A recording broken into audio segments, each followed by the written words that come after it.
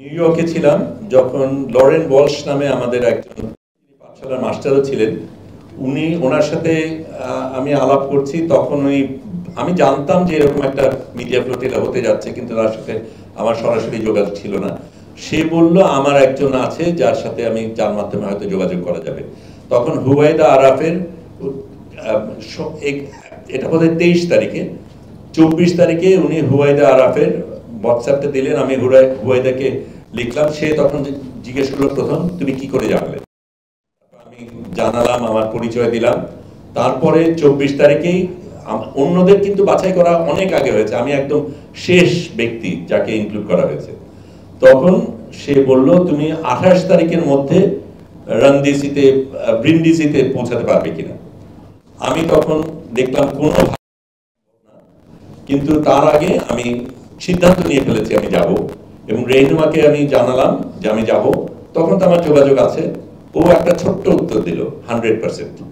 এবং তারপরে আমরা কি করব কি না করব সেগুলি লম্বা আলাপ গেছে। এবং তারপরে এটাও একটু মজার জিনিস বলি, সেটাও একটা ইন্টারেস্টিং জিনিস। লরেনের সাথে আমার পরের দিন সকালবেলায় দেখা করার কথা। ওর শরীর খারাপ বলে আসতে পারেনি।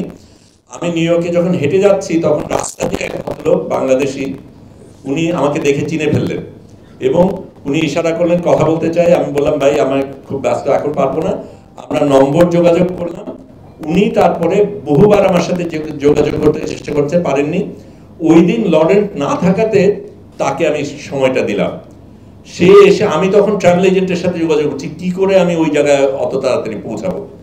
তখন সে আমাকে বলে সে একটা ভিয়েতনামিজ বিলিয়নারের জন্য সে ফিক্সার, বিভিন্ন জিনিস ম্যানেজ করে। সে এমনকি বললো যে তার একটা রাশিয়ার থেকে বিড়াল আনতে আমার $12,500 খরচ করতে হয়েছে, কিন্তু সেটা অন্য আলাপ।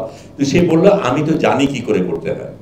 সে তখন অ্যাপে বসে যেই জিনিসটা করলো, বলে দেখো ব্রিন্ডিসি তুমি পৌঁছাতে পারবে না, কিন্তু রোম থেকে তুমি যদি বাস নাও লেচ্চে বলে একটা জায়গায় যেতে পারবে, 10.5 ঘন্টা যাত্রা।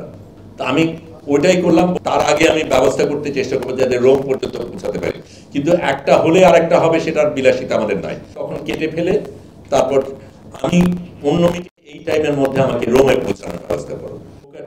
প্রফেসর ইউনুসের এই মানবাধিকার সেশনটা ছিল ফোর্ড ফাউন্ডেশন, ওখানে যখন বসে আছি তখন সে আমাকে টেক্সট করলো, আপনার জন্য অপেক্ষা করছেন, আমি বুক করে ফেলেছি।